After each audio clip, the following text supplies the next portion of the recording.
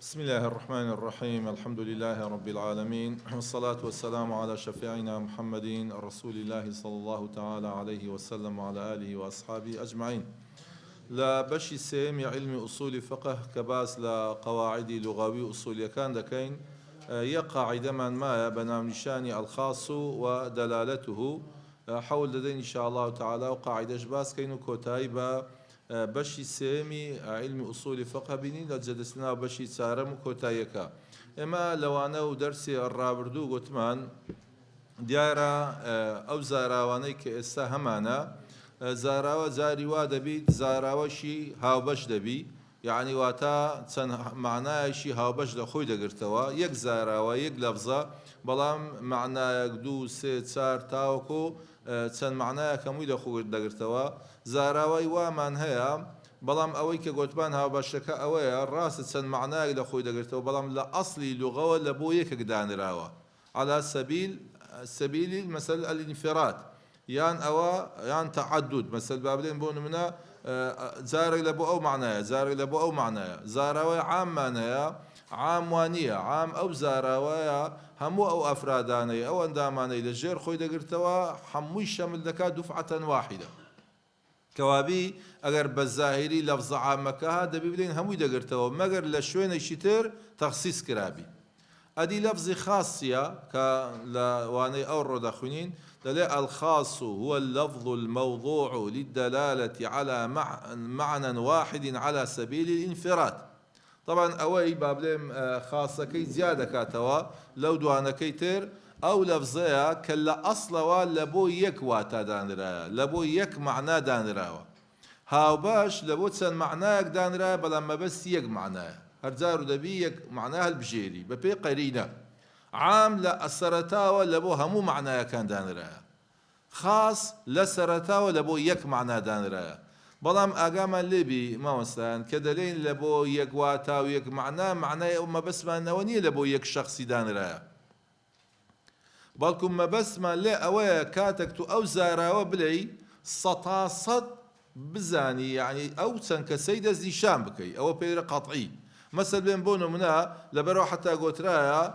كثير محصور خاصة شون كثير محصور يعني مثلا سبلين بونو منا ينقو أو إلى خلا بجدارن بلين بيسكسن سيكسن سلكسن كواتا نا وقتان لبنري بلين مثل هو بي مثل أوا يعني شعبي أوا يعني بولي أوندا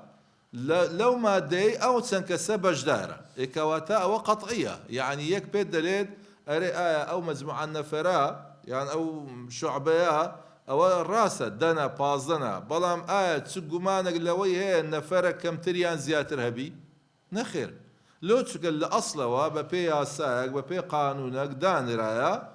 أو شعبية لسرتا وعد من دانا يعني يسيل لو دنا فرة بكاتنا لو بازنا مگر حالتي مردنك اشتكى بيقنا بس يو شعبي دكي دلي أو ناوانا إكواتا أو بتسمعنا كي أو لفظية لفظي شعبيان هو بي مثل ألف يان با لفلان زيقا دلالتي لسرسدا لسرسن كسانك دا بيدوري على سبيل الانفراد قطعية خو أغير يقنا فريج أو دائرة قطعية لبرو تمشاكن برزان زاري وادا بي مثل السا الرجال خو جمعة بلام لبرو بنكيرات يا لفظ شي خاصة السبب الرجال نية الرجال لفظ شي عامة لو تقولي الرجال دبي بياوي دنيا همو لبوي بيني أوز تواقسك بلام أقول قلت الرجال بمطلقي تقول مطلق بشكل بشكاني خاص الرجال بس مجرد أو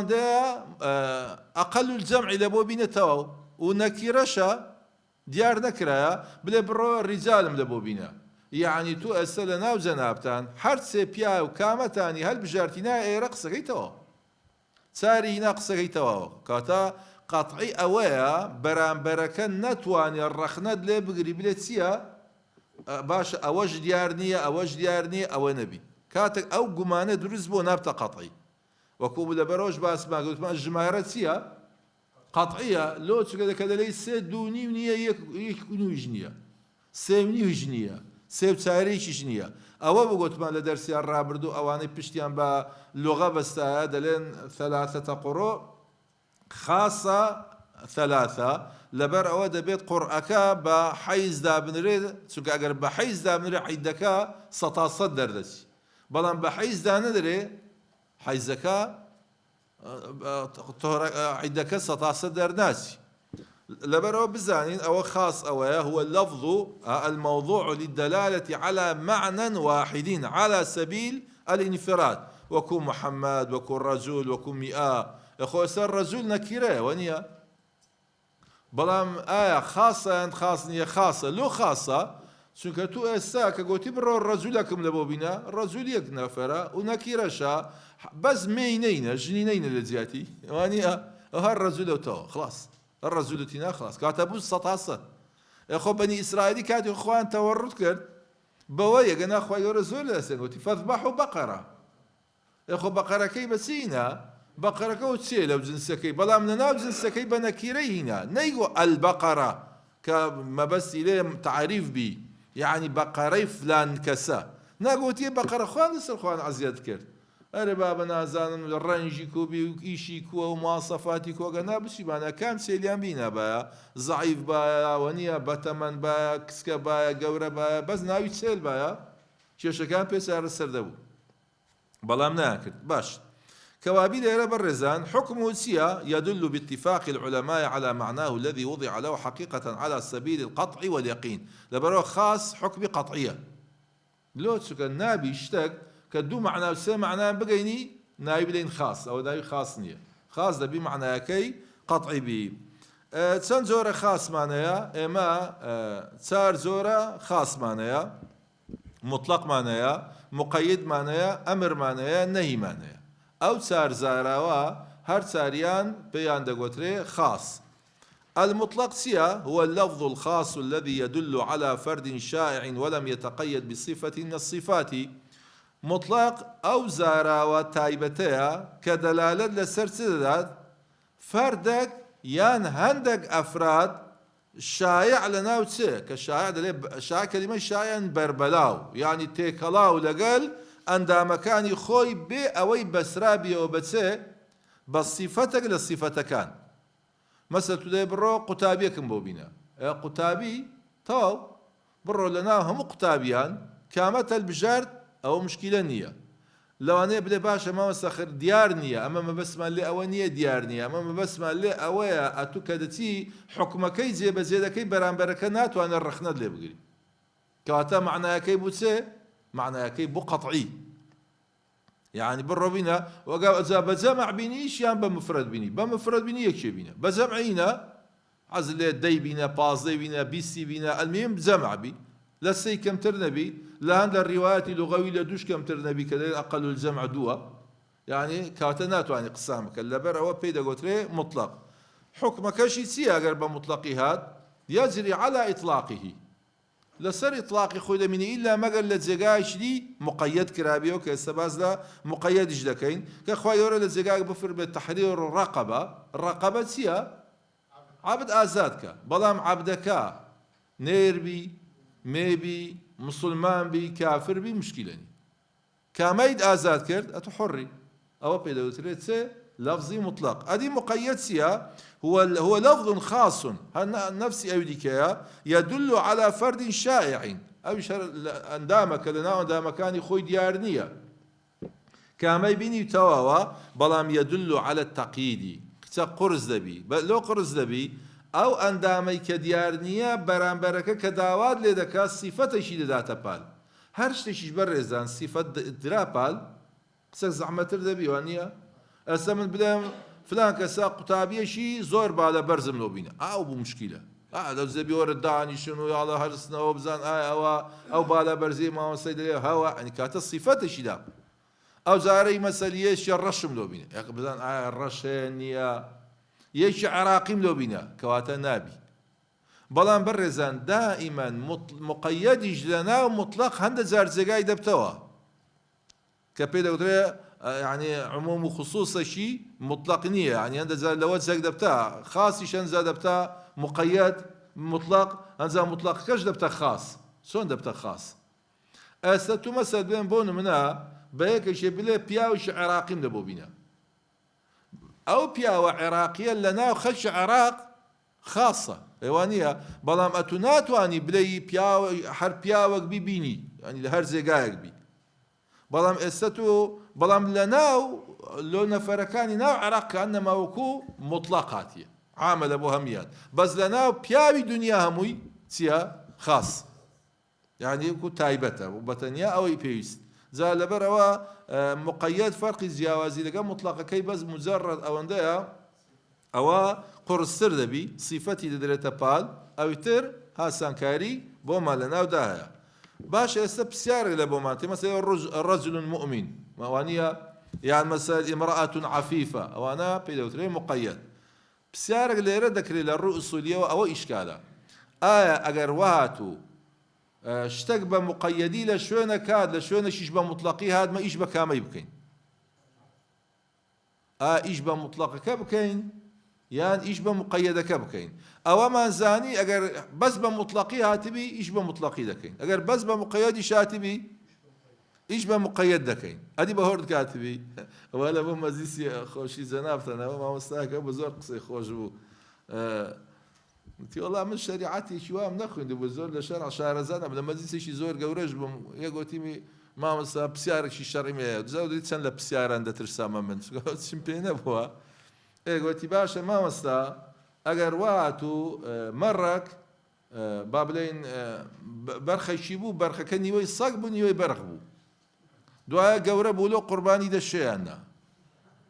تی منیش گوتم وەڵڵا ئەگە سەگ بی ناشێ ئەگە مەڕش بی دەشێ منەوەی دەزانی ئەوتر نییە ئێگوتی بابە پرسیار نەما و پرسیارت خوا نیوە ئەوە مشکیلەیە ئەلێرەش مەسەل ئەگەر تولەی مطلق ئاسانە دەین ئەو ئیش بە مطلقیاتی دەکەین مادام نهاتیە مقەیەدی شاتبی ئەوش بە تەنیا هاتیە بە مقەیەدیاتی ئەدیگەر لە شوێنێک بە مطلقیات لە شوێنێک بە مقەیەدی هات ئەو جارەی چ بکەین لێرە زانایانی علمی ئوسولی فقه گوتیان چار حالەتمانەیە ئەوەی کە لە قورئان و حەدیث وارد بووە بە چار شێوازان تێت یەک إذا كان موضوع النصين واحدا والسبب واحد يكمن سيا بالرزان إذا كان النصين واحدا الحكم والسبب إما دائما دوشت مانيا شد هوكاري حرام بوني أو تسيا هوكاري جائز بوني أو شتسيا إنزا أو هوكار حكم كشي جائزة حرامة سنة مكروهة زازانان قوتيتيان أجر أو دوشتيا حكمك يكبو هوكاركش يكبو بەڵام لە دوو جێگانات بوو لە قورئان مەسەل یان لە دوو جێگان لە حەدیثات بوو یان لە حەدیث و قورئان هاتبوو لە جێگایەک بە مطلقی هاتبوو لە جێگایەکی بە مقەیەدی هاتبوو ئەلەو حالەتە ئێمە ئیش بە مقەیەدەکە دەکەین بە مطلقەکە ناکەین مادام هۆکارەکەی یەکە حکمەکەش یەکە ئەلەو حالەتە بێ حکمت نییە خوای گەورە دوایە بە چی هینایە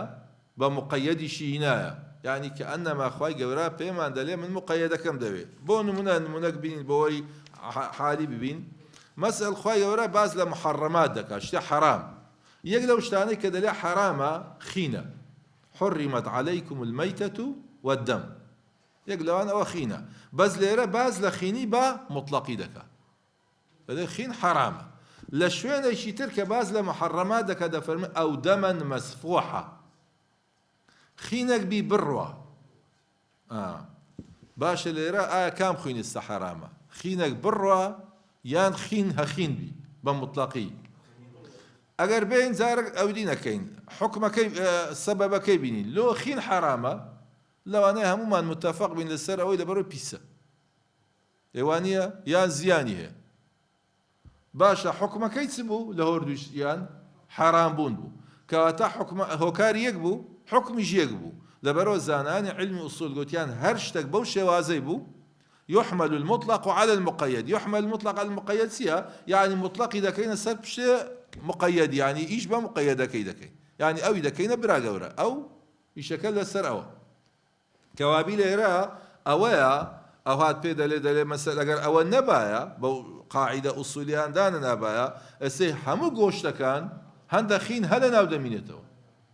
يعني تو أسبر مريشش سرب بالرجوش تكان سخاين كوا دوا شكل لناوي دماري كسكاي خيني لناو ده بس أو خينا نار لەبەرەوە مەسەل تەمەشا دەکەینەوە جائیزە. یان مەسەل ئەوە فاتە ڕەشە ئەوانە خوینەکەی خۆی لەنا خۆیتی جەرگ مەسەل خینی لەنا خۆیتی یان تو زایرەکە دەڕۆی بەڵام ئەو خینە پێ بەسرایتەوە و هەلەگە خۆیتی بیشۆش هەر ئەوە دەمینێتەوە کەواتە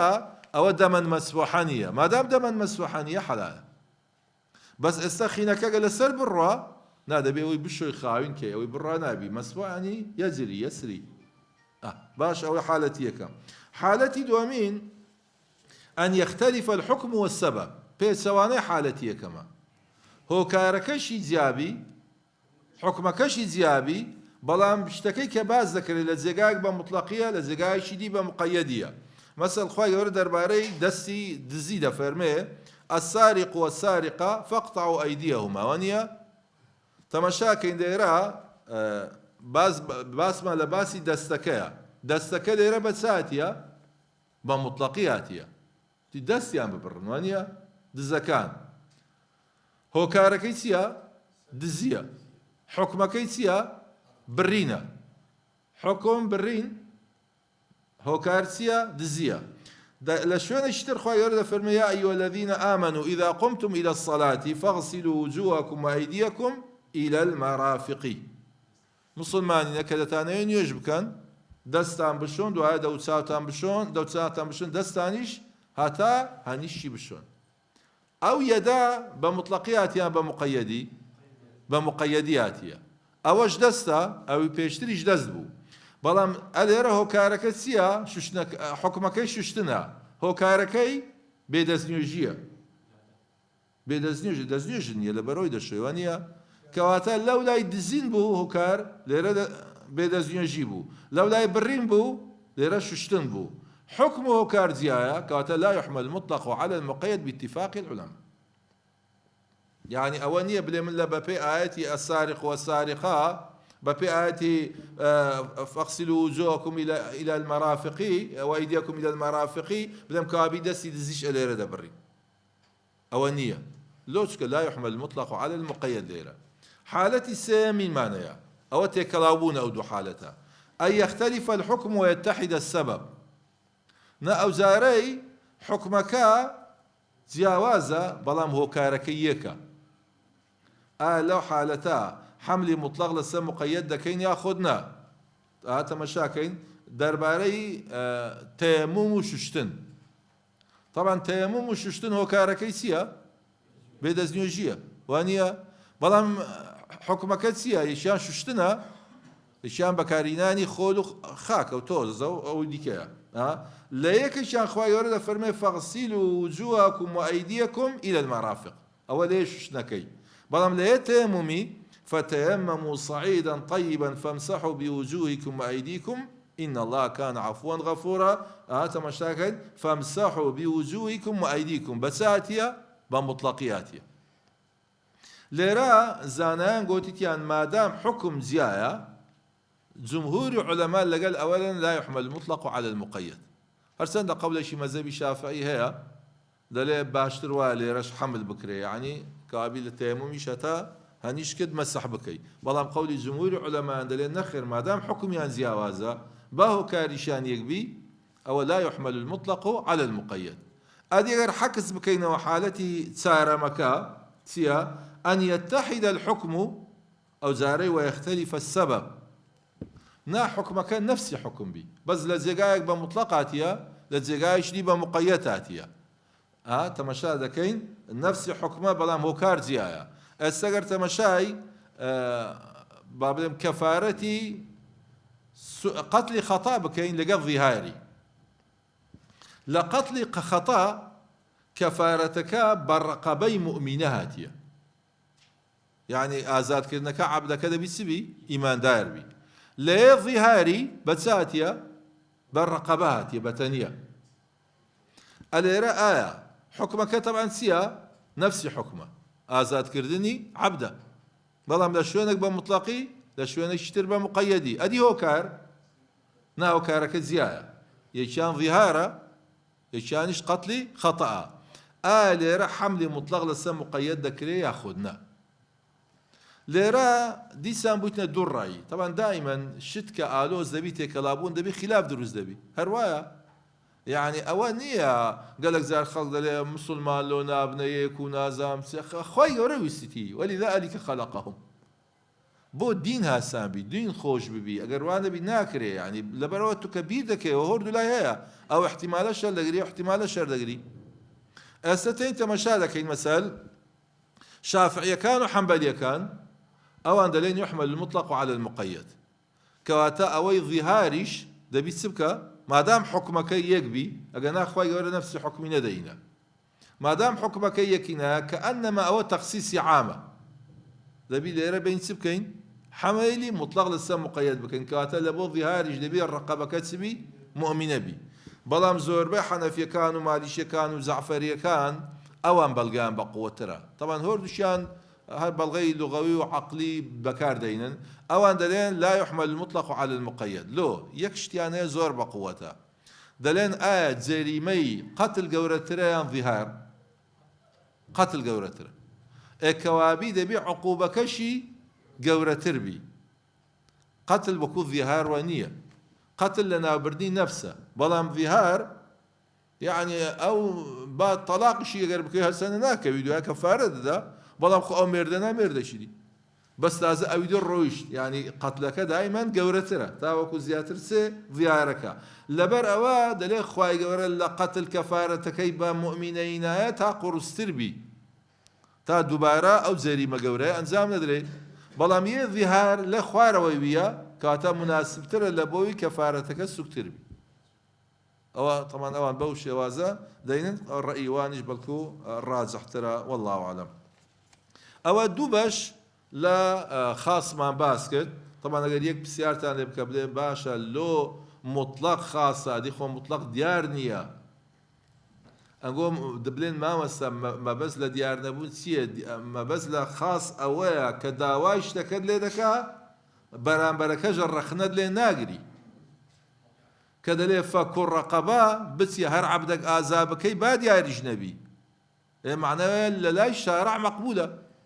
سەتاسەد بێ ئەوەی گوناحت بگاتێ شتەکەت جێبەجێ کردیە ئێمەش دەلێ خاص ئەو لەفزەیە کە دەلالەت لەسەر معناکەی بە قەتعی بدە ئێوەش معناکەی بە قەتعی داتەوە بەڵام ئەگەر بتوم لە خۆم بڵێم دەچم عەبدێکی ئیماندار دەینێم پیاو دەینم ئەو کەیفی خۆمە بەڵام شارع ڕەخنەت لێ ناگری کاتە نەبوو شتێکی گوماناوی تا بڵێ وەڵی معناکەی ئەوەش دەگەینی ئەوەش دەگەینی با بگەینی دوسێ معنا با بڵێن وەڵی عەبدی مەسەل ڕەقەبەی مؤمینێ و کافرێ و مؤمینێ و مەسەل ئافرەتە و پیاوە بەڵام ئەوەی شارع داوات لێ دەکات تو کامەی بکەی مەقبولە ئێمادا مەقبول بی معنایەک تووس دەرەزت سەتینە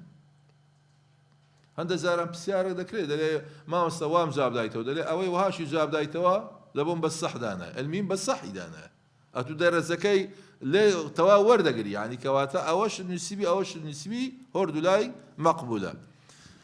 بابەتێکی دیکەمانەیە ئەوش لە بەشەکانی خاصە پێی دەگوترێ الأمر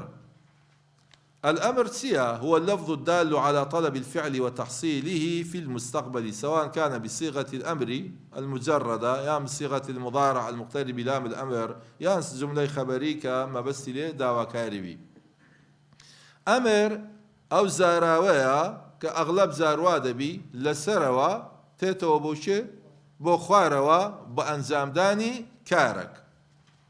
لو أنا ليرة أبسيارة ديسان لو تندرس بيلين باشا أمر لو خاصة دزان لو أمر خاصة بالرزان دائما أوي فرمان دكا قد ما بسي هموش تقنية يعني هتبعاتي فرمان وايا أسا أورد لتسمانيا درس علمي أصولي فقمانيا ما بس كسانش ديار كراونية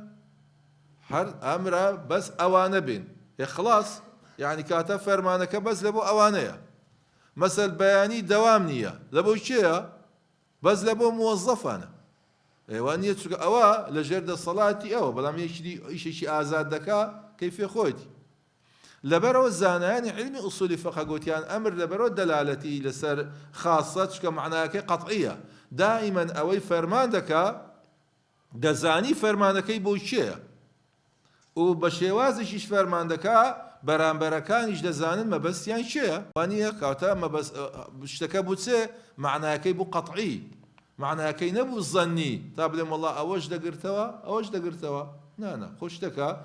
بابەتێکی دیار کراوە مەسەلەیە ئاتە چێ مالێکی دەێت بەسەر چ بکە چام بۆ بینە ئێوانە ئێوە فەرمانێکی کرد بە هینانی چێ چا ئەتۆگە گۆشتیشی لەوە بینی بلێ گۆشت خۆشتر دەڵێم بەم ناخۆمسیوە یعنی کەواتە معناەکە چ بوو معنایکی قەتعی ینی لەبەرەوە چکە لە ئەسڵەوە ئەوەی داوا دەکات داوایەکەی داوایشی شتێکی دیارکراوە جا ئەو داواکردە تەوان دیارە دەبی بە سیغەی ئەمر بی سیغەی ئەمریشەوە جەنابتەن لە نەحو سەرف و زێگان دەخوێنن ینی دیارە شێوازی جۆرا و جۆریە ئەو سیغانەی کە مەشهورە مەسەل لامی ئەمر أوفوا بالعقود أو أمر ياخذ فعل مضارع مقترن بلام أمر أنزل فعل مضارع قلام أمر بيت السر دلالة السر أمر ددا مثل فمن شهد منكم الشهر فليصم فليكرم ضيفا غنيا فليكرم جارا وأنا زورا مو فعل مضارعة البلام أمر بس رايته دلالة السر أمر يعني زاري وهذا من جملة خبرية دلالة معناها كي أمر والوالدات أو مبتدأ يرضعن أولادهن يرضعن لفعل فاعل بكاتية بس بمعنى كي أو فعل فاعل جملة خبرية يعني خبر لابد سلو مبتدأ كي والوالدات بلام بمعنى تساتي بمعنى أمراتي يعني بعدك كان شير بمدالة كان بدن بس ما ليه أو صيغة كان يعني دليل جاب كام صيغة كان أمرهاته موجب الأمر أو مقتضاه باشا أمر دلالة لسات سمع ناك ددا أوش بوتا خلافك لنوان أصوليا كان برزان ملو بابتان دخولين أو زور مهمة چونك تو أسا بس لوي لورد بيوا قال زاروا دبي حد نفرك اللو لايتين مثلا ما آمن بي من باتا شبعان وزارو جايا وانيا يعني كواتا أو دلي مثل نهي كرديا والنهي مثل يفيد التحريم يعني مثل تدلي أو پیغمبر عليه الصلاة والسلام فرموتي أو هابك خلاص صلوا قبل المغرب صلوا قبل المغرب صلوا قبل المغرب هو أمره باشا أمر دلالة ستسددا أو هاتي دقاد يعني كقوتي أمر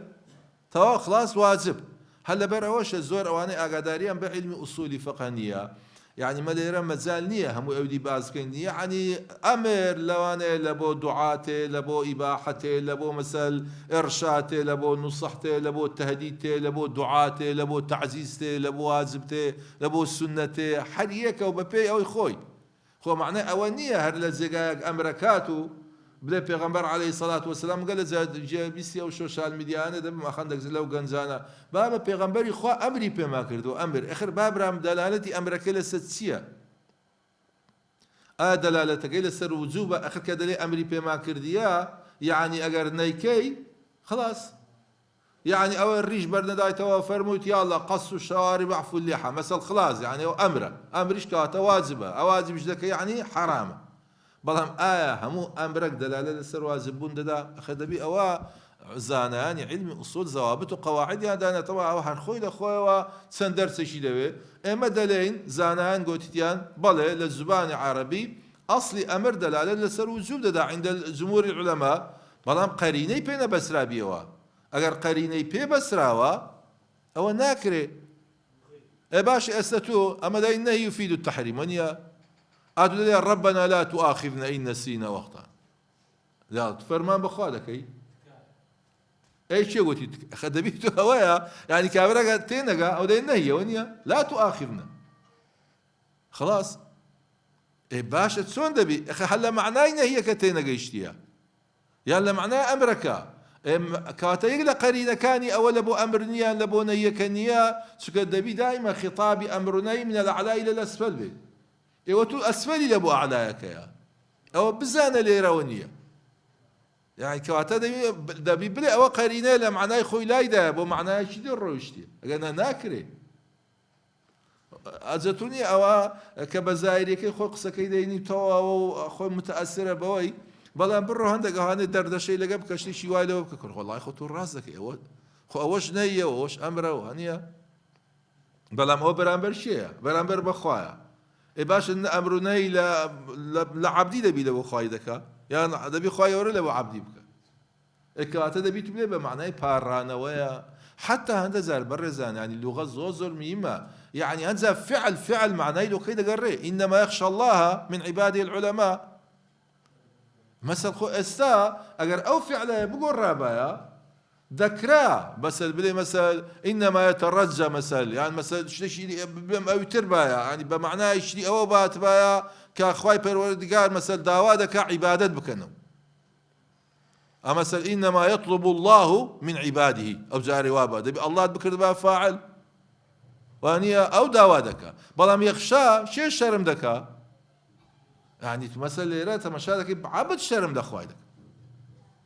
يعني كوابي ليرة برزان دبي ما أقامان لو بابتانا بيتشكنا توشي إشكالات زور دبين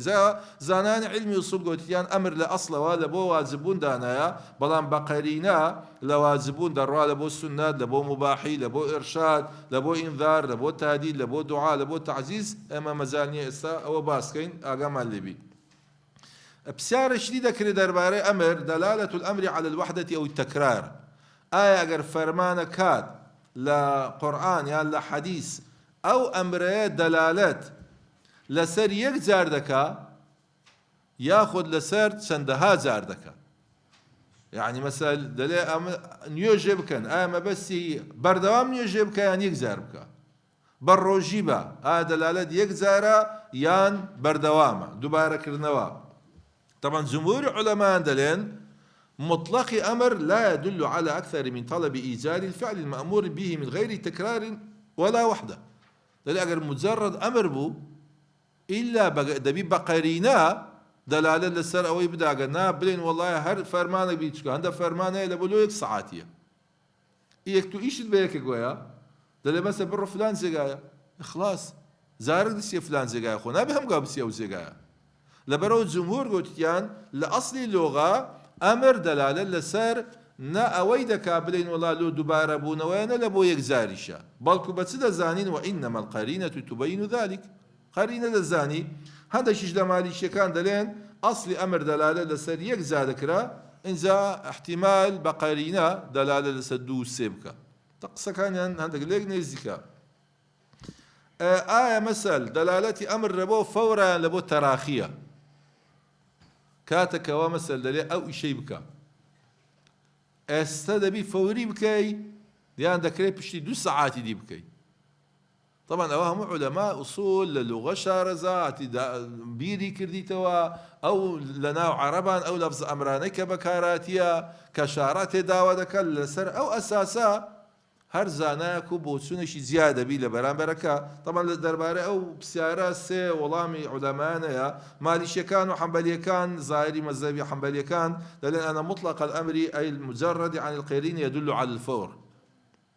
يعني قرينة لقال نبو يعني يكسر دلالات لسر فور دلالات مذهبي حنفية كان عكسي وانا دلين نخر مجرد أمر دلالة لسر تراخي دلالات أو برزان أو هذا يعني أو بابتانا طبعا لفقه خلاف دروس دبي مثلا أتوسون دك تخوادي بر كفارة دا كفارتك دبي استبدي يان دواء بدي الصحنا في كان كذا دلالة التراخي دا لما زالتي هي بلام السنة أجر زتر بدي وسارعوا إلى مغفرة سابقوا بالخيرات يعني أويا أجنا أمرنية باشا خو قال لسر رأي أواني دي بيقول أحبار ده بمعنى يعني زور أولية مسألة أواني نية بس هذا يورد جري بلكو الرأي لها مو بقوة دربارة أو بابتا مذهب الشافعية كان دلنا أن مطلق الأمر لا يفيد الفور ولا التراخي بل يعرف ذلك بالقرينة يعني لبرو دلي أمر لبو أمر جاوازة هند أمر بيوز لك على الفور بي بلام هند أمريش تراخية مزالي تيا جاء دلي بس زانين بقرينة تدبي بيت مشا قرينة كي يعني كوابي برزان أو الزور مهمة تهند زارن حديثك ديني مقطعك للزقاق آتك نازاني لتمناسبة كاتيا باشو بيشي سياقكي لشوين الشتر كوباس كرايا قرينة هي دلالة لسر استبدا لسر وزوبدا أو بابت شي حساسة ووردة دبي أقداريت بو نالم بشي سامين علم أصول فقه بشي قرصة بلام بشي حتى بلين جرينجا بۆ ئەوە بزانی چۆن تەعامل لەگەڵ دەقەکان بکەیت ئەگەر نا تووشی فەوزایشی فتوای زۆر دەبین. آخر شت بەڕێزان عکسی ئەمر نەهیمانەیە زۆر لەسەرەوە ڕاناوەستین هو ما دل على طلب الكف ئەو جارەی فەرمان پێ دەکا کار ئەنجام بدا ئەو جارەی دەڵێن نەخێر واز لە کار بین على وجه الحتم والإلزام ئەویش وەکو ئەمرەکە ئەمر گوتمان دەلالە لەسەر وجوب دەدا بەڵام نەهی دەلالە لەسەر چ دەدا لەسەر حرامبوون دەدا بەڵام معنای ئەوەش نییە هەموو نەهیەکیش حرامە نهي لسر لو كراهيته لبو دعاء لبو إرشاده لبو تحقيره لبو بيان العاقبة لبو يأسه لقرآن شوانا حموي هاتيا همش بني هاتيا زاد برا دبي أوش زور آقام لبي دلالتي نهي لسر فور وتكرار أوا وكو أمر نية همو دلين دلالت لسر أمر تكرار جددا دزانن بو أنا زان لو وكو أمري نية ناقرينشي لقى نبي تسوك برزان نهي لبو شتي خرابة شتي خراب كزنا لي نظري نكا قيديني مجال يا تا ما قيشيليش دو خبر دوام با يا مثل جناح غيبته بكا مازال هيا مثلا تا دو مانجدي سي مانجدي بلام امر عاتا لو شتي باشا شتي باش حتى حديثك اجدلي اذا امرتكم بشيء فاتوا به ما استطعتم بلام إذا نهيتكم عن شيء فاجتنبوه أهو مازال تانية شكل نهي عادة أغلب زبلاني كمش كان لو أنا مكروبي لبروا حرسنا إمام الرازي وقاضي البيضاوي كشافعين دلين نهي لا يدل على التكرار ولا على الفور بوان جلين بقرينا بلام زقل أو دوزانايا حمود جمهور علماء دلين نخر نهي دلالة لسر فور تكرار جددا نهي اشتي خرافة ڕاستە ئەو بەشانەی دیکە لە بۆ دوعا و لە بۆ ئەوانە مەجالی تەیە بەڵام ئەسلی نەی قەرینەی لەگەڵ نابی النهي يفيد التحريم ما دام يفيد التحريم حرام بونيش دائما أصل وايا وازي لبيني وهم وقتش واز لبيني بەڵام هەندە جارتوا دەبی مثال شتێکی خێرە شتێکی باشە لەوانەیە تو دەڵێ کاکە ئەو باشەی ناکەم دەسم باشێکی دەکەم یان مەجالم تێ نییە یان هەتا ئەوەندەی دەکەم بەس نەی نا فەجتەنی بوو نەک ئەوەندەی نەکە هەر واز لێبینە خلاص قەتعیە ئەوە بەو ئەندازەیە بەشی سێمیشمان کۆتایی پێینا وەقتمان هەندێک مایە بە قاعیدەیشی دیکە لە فەسلی چارەم بخوێنین بۆ ئەوەی مایتەوە ئینشاءڵڵا لەوانەی داهاتوو خلاص دەبی ئەمە علمی ئوسولی فەقە گوتمان بەڕێزان چار بەشە باش يكام حكم الشرعية كيا كوابا بلنسيا أو هدف ومقصد لخونديني شريعته بوجا يشتن بو حكم الشرعيانا ديارا أصول كان ضوابط وقواعد يعني لبو حكم الشرعيانا دانا باش يدوامين أو حكم الشرعيانا لشي ورد جيري لسرتاوى كان الأدلة الأحكام باش يسيمين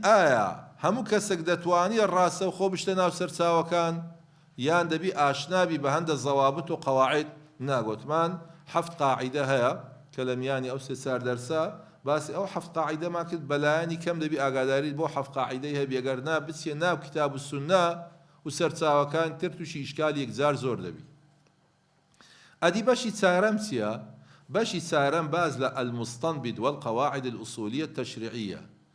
أما قوتمان باشا با كرستكان بي با أو كرستكبو أو سەرچاوەکانە ئەوە حکومە شەرعی کەش دیارە بەڵام ئایا هەموو خەڵکێک ئەهلا دەست بداتە ئەو کەرستانە دەست داتە شمشێری بشتە غەزای یان پیاوی خۆی دەبی ئەوە بەڕاستی من گەلە زە نمونە بە چ دەینم نمونە بەنگۆ دەینم بەسەر بێن بۆ نمونە علمی ئوسولی فەقە بۆی تێبگەین هەدەفینگۆ هاتنتان بۆ ئێرە چییە فەسلی یەکەمی علمی ئوسولی فەقەها علم ورقرتنا أماش هدف ما لا دين داري إسلامتي سيا حكم شرعية كان ونيا كاتن قولي رسنا هدفك ورقرتني علمك باشا كتينا إيرا دبي سرتساوي علمها بيونيا سرتساوي علم سيا ما مسا كان كاتا برامبر سيا أدلة الأحكام باش بلام أجر أتو خود هندا الرجاء بين الزاني بو هاتن بو إيرا لەوانەیە بەپێ ئەو ڕێگانە نەی بۆ ئێرە بەرەو شێ دەسی لەوانەیە بەرەو جێگایشی دی بڕۆ ڕێگایشی دی بڕۆ جاری وا دەبی لەوانەیە ئەگەر ئاگاداریت بە ڕێگایەکانی هاتن بۆ ئێرەیە نەی غەریب نییە ڕێک بچێ ناو مەلهەرچی ڕێ نازانیوە نییە حاشا ینی مەبەستەکەی من خەدەبی ئەگەر لە ڕێگای بی خۆت مەسەلاوە نییە هەدەفەکەت گەلە جای پیرۆزە هەدەفم مبارەکە دەزانم دەستم لە شوێن دەرەش ئەو شتایە بەڵام نازانم ئەو شتە لە شێ یعنی نییە ڕێگایەکان ڕێگای چون ناودی ئەو فەسلی سێم دەلێت زۆر میمە ئاگاداریت بەو ڕێگانەبی کە دەباتە ناو سەرچاوەکان ئەگە ئاگاداریت بە ڕێگایەکان نەبی لەوانەیە ڕێگایکی دیکە بگری ئەو جارەی لە زیاتی بدباتە حتا ئەگە بچێ ناو سەرچاوەکان ینی بە شێوازێک دەچی لەوانەیە لە زیاتی قازانج بکەی زەرەر زیاتر دەبی یەکێک شێت ببوو دوای لێیان کۆلی ئەولۆتو شێت ببوو خوێندەواریشی زۆر بەقووەت بوو وەڵا وتیان بە ئیحیا عولومالدین شێت بووە لۆ بە ئیحیا عولومالدین شێت بووە ئەو پیاوە بەس وا تێگەیشت یعنی خوێندەواریت بە قووەت بی زۆر میمە پرسیاری کردم کام کتێب باشە طبعا لە زانایەکی پرسیار نەکردیە تا زانایەکە بڵێ ئەتو ئاستت چییە چۆنی بە چ شێوازێک چت لە بۆ باشە هەر لەخوا ئەو زانایە لەوانەیە 50 کتابی پێش ئیحیا خوێندی بیەوە ئەو زانایە بەخۆی یەکسەر وتی وەڵا ئیحیا عولومالدین کتێبێکی گەلە باش ئەو کتێبەش بە تایبەتی ئەگەر تۆ حەزت هەن لە خەلوە بی و بچی لە ماڵدانیشی و ورد ببیەوە لێ و حە 4-5 مجەلەدان بخوێنیەوە فعلا نەدەلێی من مسلمانم ئەو دنیاە دەوێت ناویدی دەوێت تێکت دەدا هێوایە ئەگەر نەزانیت چۆن تەعامل لەگەل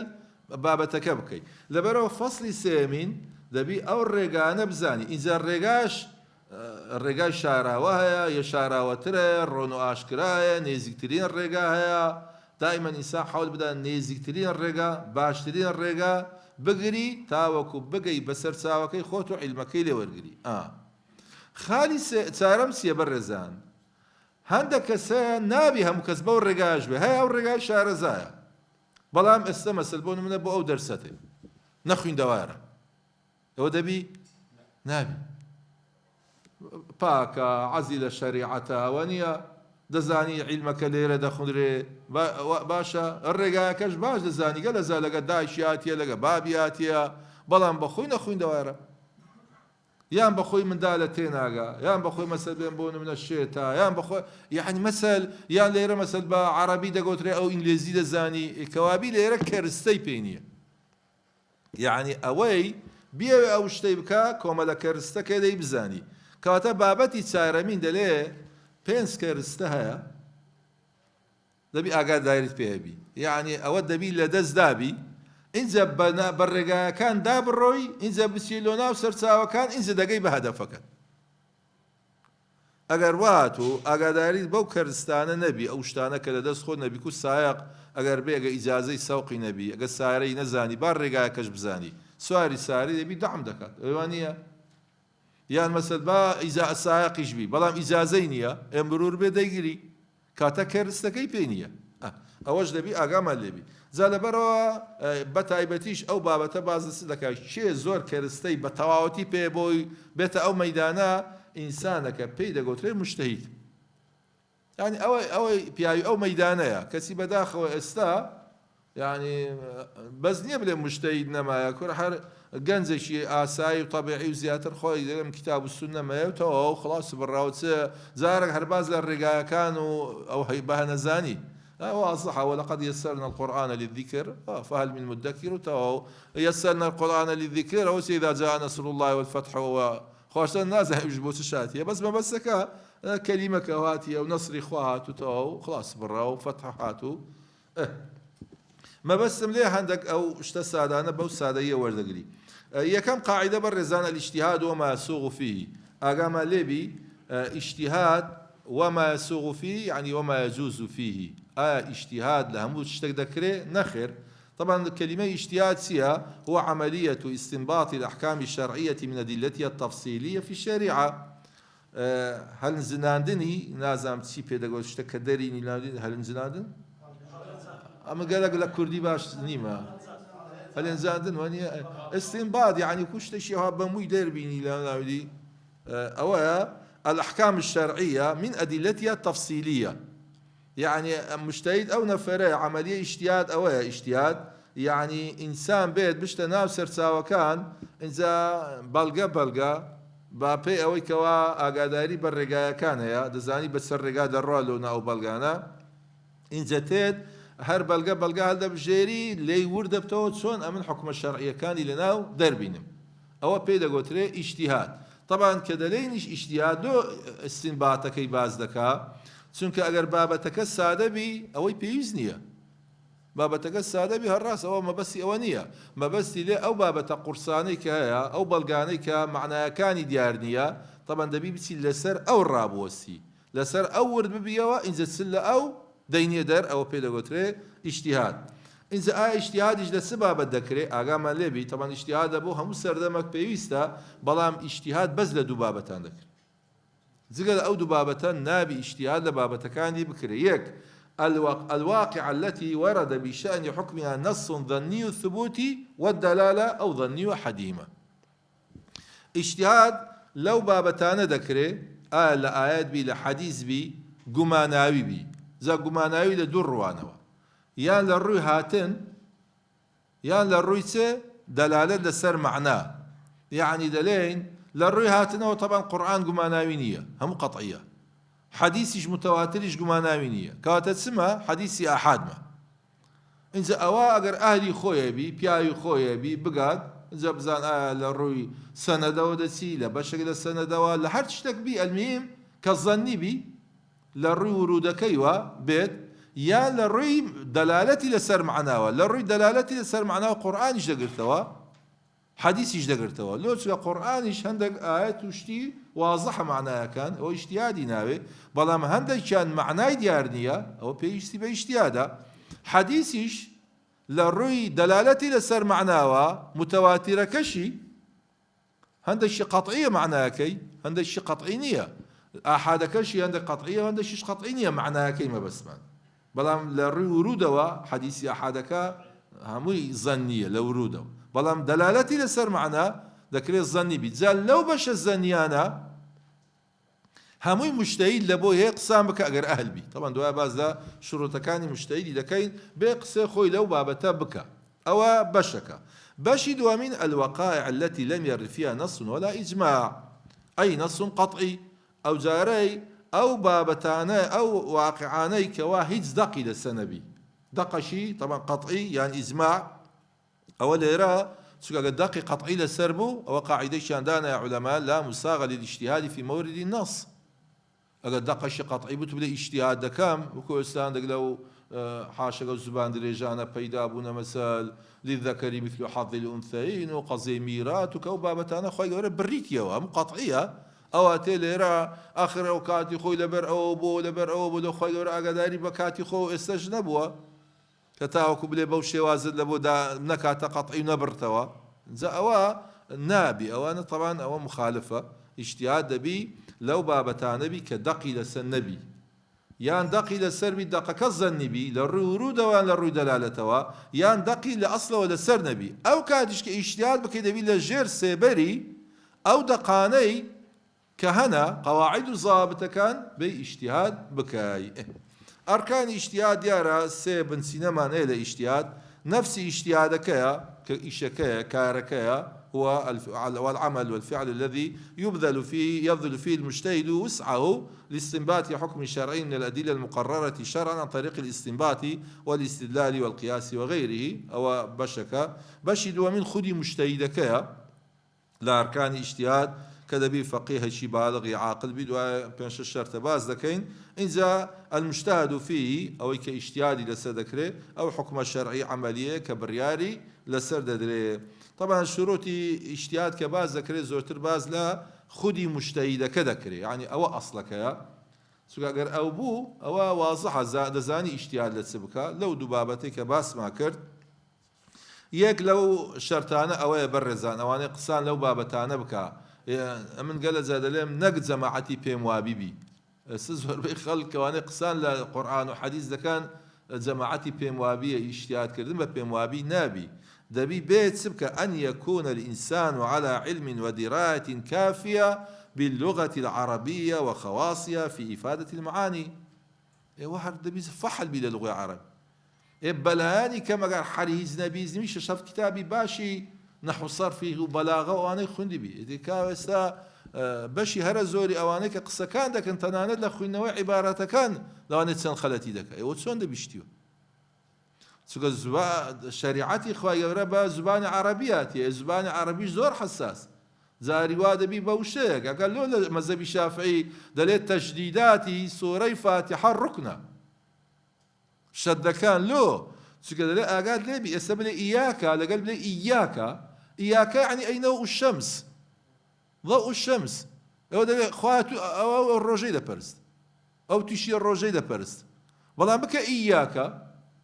هذا الراد غير معنى يعني أوزاري أي رب أعبدك يعني لبروا وهند وشاد لا هند قراءات لا هند اشتزار بسيط للزبان عربي حموي معناها كان دقوريت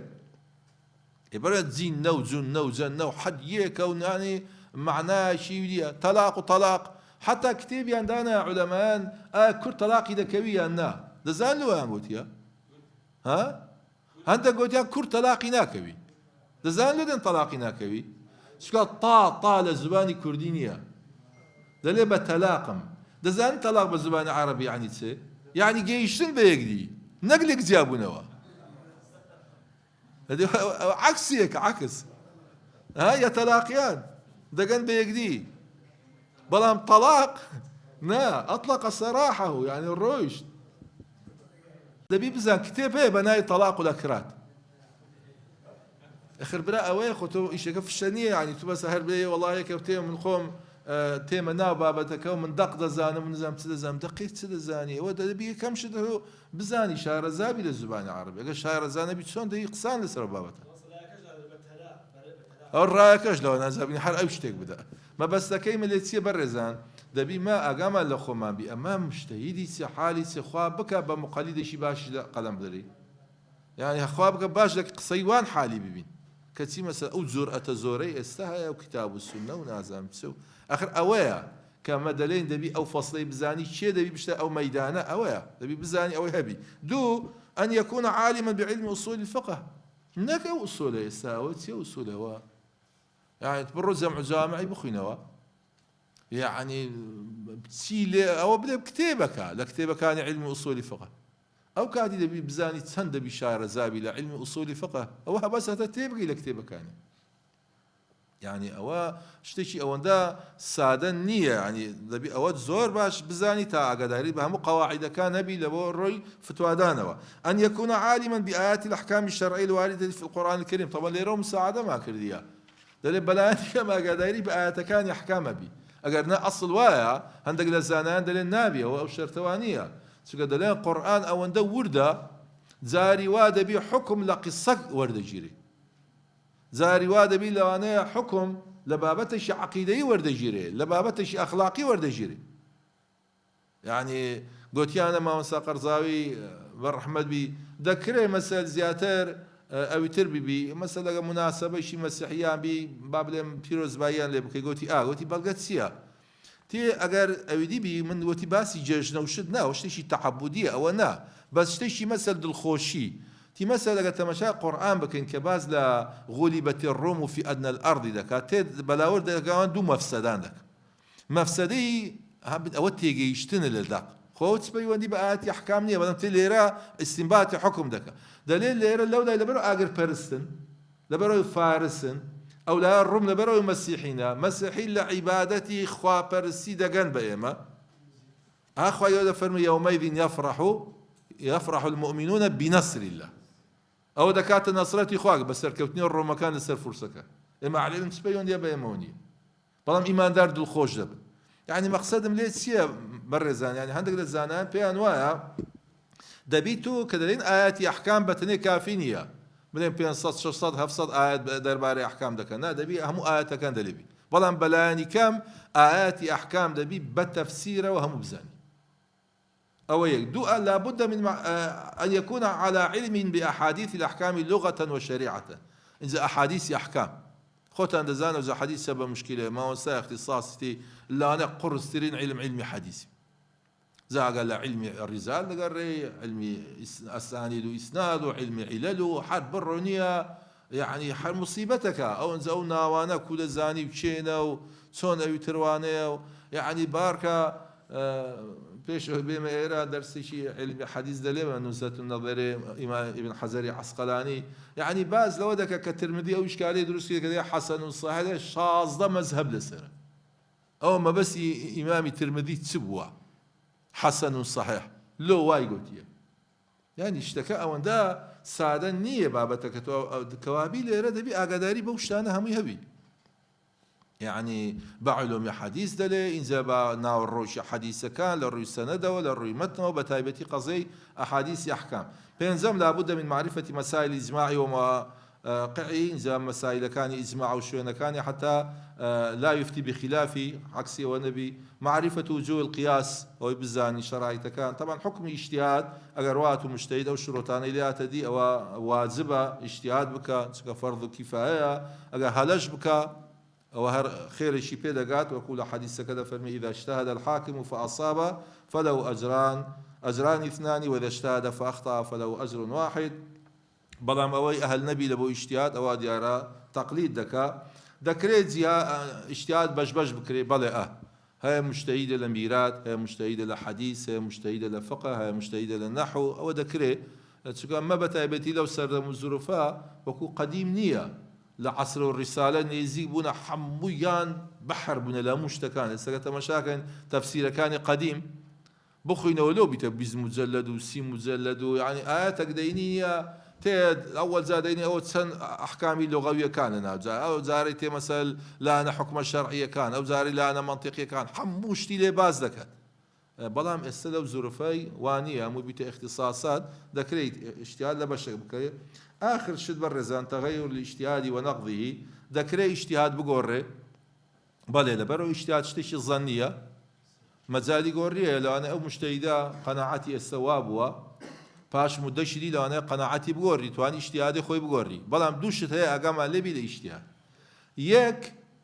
مجتهد ناتواني اجتهادي غيري خوي بقوري لو تسقيوي تلاوي باشتر نية خويش قطعي نية اجتهاد ظنية والاجتهاد لا ينقض بمثله أما دلهم سانبو حكم بقرآن كرا والحمد وأنا للشريعات حالي ببنو تأسى ومزبانا مما والله حكم بكرة دستي هند مسلماني أسى وأنا لأنا كتابي عقلي نجي هم بستيني بلا أول شيء وأنا أو بلا هم نفسه هواي خون الستيان بشافعية وبمالك وبأحمد كسيما هزار وصاص الصالة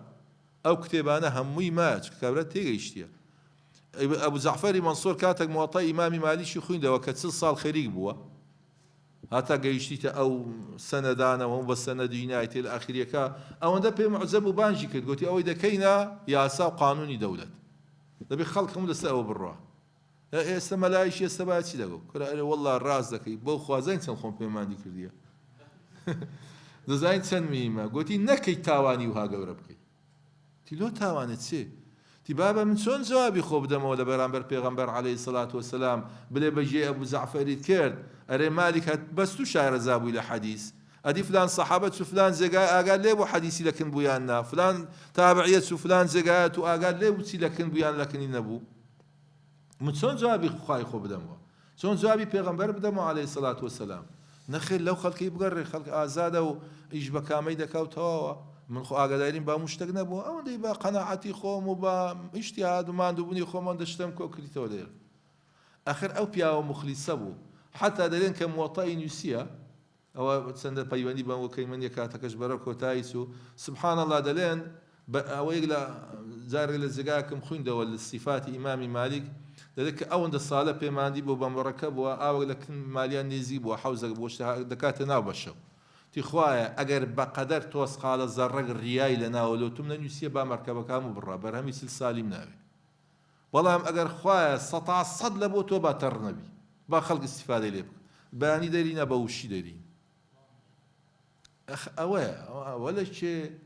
أخ ماذا بي بزان برزان يعني كأبي مجتهد نابي اجتهادي مجتهدي خوي بوري توا أول سأور رأيه باقناعتي شوابي يعني إمام الشافعي الرأي صح بلام يحتمل الخطأ والرأي غير خطأ بلام يحتمل الصواب لەبەرەوە دەیگەڕێن. بەڵام خودی مجتەهیدەکە ئەوە ملاحەزەی دووەم دەتوانیم و ئیجتیهادی خۆی بگۆڕی، بەڵام ئاگاتان لێبی ئەویش ئەگەر پێشتر ئیجتیهادێکی کردبی نابی بچی بانجی کابرای بکاتە بڵێ وەرە وەرە خەلەت بوومەوە تۆ ژنێ خۆت تەلاقدا لە بە من نانە تازە ڕۆیشت خلاص. یعنی ئەوە ئیجتیهادی قەدیم کرا لەو کاتێ ڕاست بوو، لەو کاتی دروست بوو، دوایە گۆڕی لەمەودا بە ئیجتیهادە نوێیەکەی دەکات. هەنمونەشیش لەبۆ ئەوەی بینین لە میرات لەوانەیە خوێندی بتان لە سەردەمی ئیمامی عومەر ڕەزا و ڕەحمەتی خوای گەورەی لەسەر بێ ئافرەتێک مرد لە دوای خۆی مێردی بەجێش لەگە دایشی لەگەڵ هەندە خوشکوبرای لە دایک لەگە هەندە خوشکوبرای لە با. طبعا ئەو مەسەلە لە میرات ئەگە حەڵکەین مێرد مادام منداڵی نییە ژنەکە چەندی میرات دەبە نیوەی دەبە، دایکیش 1/6 دەبات چکە برا هەیە، خوشکوبرای لە دایک لەبەرەوە کۆمەڵەکەن 1/3 دەبن. خوشکوبرای لە پشت ئەوانە دەبنە عەسەبە. لە قانونی میرات ئەوەل جا ئەسحاب الفروض حسەی دەبە، ئەوەی دەمینێتەوە لە بۆ شێیە لۆ عەسەبەیە، ئەدیگە چنەما هیچ لۆ عەسەبەی نییە. لەو مەسئلە حەڵکەن دوایێ هیچ لە بۆ عەسەبەی نامینێتەوە، پیاوەکە حسەی خۆی دەبە، دایکەکەش حسەی خۆی دەبە، خوشکوبرای لە دایکیش حسەی خۆیان دەبن. خوشکوبرای لە دایک و باب عەسەبەنە هیچیان لە بۆ نامینێتەوە. ئیمامی عومەر حەلی کرد و ڕۆیشتن. قەدەر سبحان الله وارڕێ کەوت پاش 3 ساڵ 2 ساڵ 4 ساڵ نەفسی حالەتی مردن هاتەوە لای، نەفسی حالەتی مردن، بەزی ئەوان نا عائلەیەکی دیکە هاتن ئیمامی عومەریش نەفسی عیلاج و حەلی پێیاندا. بەڵام ئەو جارەی کوڕەکانی لە دایک و باب یەکیشیان زۆر لە ناویان زندی بوو، تیمامستا نەعەدالەتی لە شەریعەتی خوا هەیە، ئەویش فەرمووی نەخێر وەڵام من بەو دابەشکردنە میراتی نەعەدالەتێک دەبینم. وتی چۆن نەعەدالەتیە؟ گوتی باشە ئەمە خوشکوبرای لە دایک میراتیان برد لە بۆ مردووەکەی، بەس خوشکوبرای لە دایک و باب نایان برد. باشە دانێ بابمان با بەرد بی، دانێ بەردێکمان لەناو بەحرێک بی، ئەدی باشە مە دایکمان یەک نییە لەگەڵبان عەلاقەڵ حیسابی وانمان لۆ بکە. خۆ ئەگە عەقڵەن بێی تەمەشا بکەی نازەم تێدەگەنەوە نییە. ئێگوتی ئەمە لە نەسەب خۆی قانونی میرات بە قووەتی نەسەبە، یەک لەو سەبەبەکان لە قووەتی نەسەب ئێمە لەوی بە قووەترین، چکەمە لە دایک و لە باب دەگەینە برامان، ئەوانە بەس لە دایک دەگەنە برامان، تەمان دایکیان دوو مێردێکی دیە. ئێ باشە یا عومەر بابێ مەفڕە دەکات بابمان ناوێ، ئەدی مە دایکمان یەک نییە. وەڵا ئیمامی عومەر ڕاوەسە گوتی بەو خوا ئەوە قسە ئەو کوڕێگە لە ڕاست، یعنی قسەکەی زۆر زۆر بە قووەتە. بەڵام چ بکە خۆ ناکرێ ئاەتی بگۆڕی. گوتی باشە برام ئەوەی برای لە دایکەکە ئەوەندەی بەبەرتان دەکەوی لەگەڵ وانەیەی پشکن وەکوویەک بە عەلاقەل بەشدار من لەگەڵتان بە قسە و کوڕەی دەکەین کانەما برایان نییە، ینی بابیان نییە دایکتان یەکە ئەو شێکدا بەشکەنەوە. ئەو برانەی مەسئلەی یەکەم هەندێکیان مابین هاتنەوە لای ئیمامی عومەر گوتیان ئێرە مامۆستا ئەدی لە بۆ مەدوا گوت بەخوامە پارەکەیانیش بردووە هەمووشیان خواردووە ئەدی چێ بداتەوە؟ یگوتی خۆ پارەی لە ژیرفانم دەرنایم کاکە ئیجتیهاد بوو لەبەرەوە فەرمووی تیلکە عەلا ما قەضەینا وهذه عەلا ما نەقضی. ئەوەی ڕابردوو ڕۆیشت ئێستا ئیجتیهادم گۆڕا لەمەو دواوە هەیە، ئەو کاتیش دروست بوومە منیش ئیجتیهاد بوو، ئێستاش دروستم و لەسەر ئەوە دەڕوا. ئەو بەشەی مایە بە حەول و قووەتی خوای گەورە بەڕێزان لە دەرس و وانەی داهاتوو ئینشاء الله تعالى باز دەکەین. وآخر دعوانا الحمد لله رب العالمين وصلى الله على سيدنا محمد وعلى آله وأصحابه أجمعين.